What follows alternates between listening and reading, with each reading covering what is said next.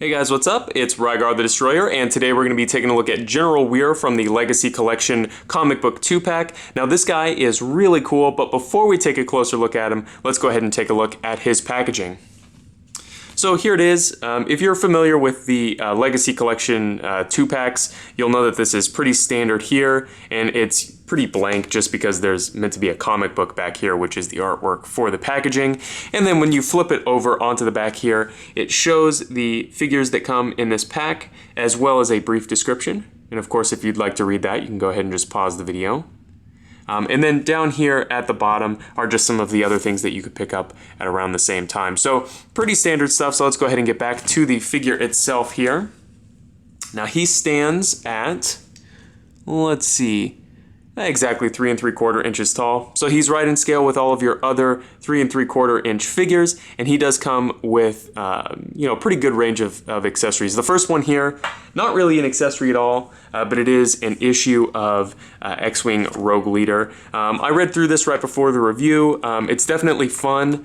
However, I don't think it's canon anymore, so if that bothers you, oh well. It is still fun. One thing though that I think is interesting is that he doesn't really appear in this comic book that much. And the figure that is also included in this pack, the Storm Commando, I didn't see him at all. Maybe I just missed it, but he isn't included in this comic book at all, which I think is kind of funny, but definitely worth reading if you end up picking this pack up. Now, as far as actual accessories for this figure go, the first one is his helmet, which is really hard to take off the figure without popping the head off the peg.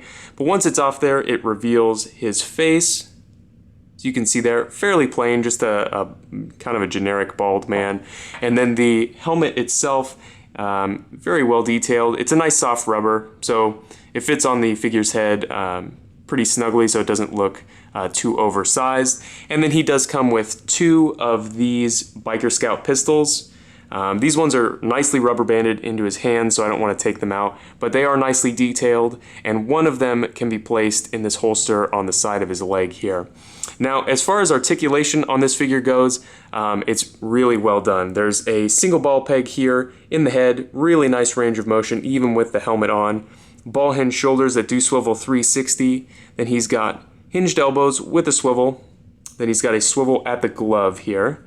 Then he's got a hinge in the torso, and then, or it's basically 2 hinges, one that runs horizontal and one that's vertical, so you get a really nice range of motion out of that.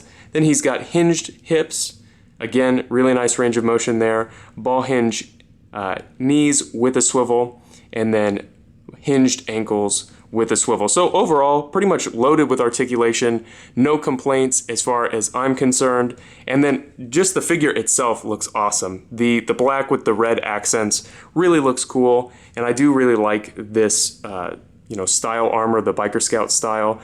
So definitely worth picking up this figure loose. Now, the figure that's also included in this pack, we'll talk about in a separate video, basically the same one, but also very well done. So if you have any comments or questions, please leave them down in the comment section below, and I guess I'll see you later.